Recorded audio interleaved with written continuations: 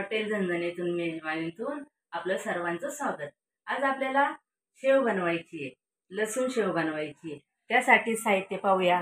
2 kilo बेसन आहे, 3 चमचे जिरे आहे, 50 लसणाच्या पाकळ्या आहेत, 2 चमचे ओवा आहे, चवीनुसार मीठ आहे आणि 4 चमचे मिरची पावडर आहे।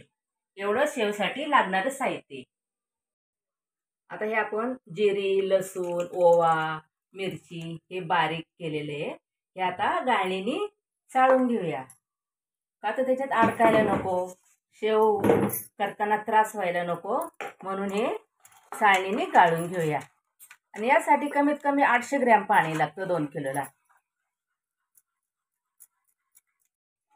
हे आता सगळं आपण गाळून घेतलेले। हे बघा एवढा चौथा निघतो त्याचा बारीक केल्यानंतर। शेव करायला त्रास होतो म्हणून चाळणीने हे व्यवस्थित गाळून घ्यायचे। आता पीठ मळून घेऊया। हे माझ्या बहिणीच्या मुलीचं लग्न आहे, त्यासाठी सगळी रुखवताची तयारी चालू आहे। अशा प्रकारे आपलं पीठ मळून झालेलं आहे आता शेवचं।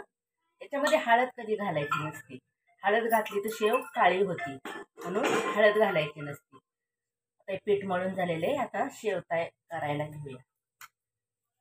अशा प्रकारे आपली शेव तळून झालेली आहे।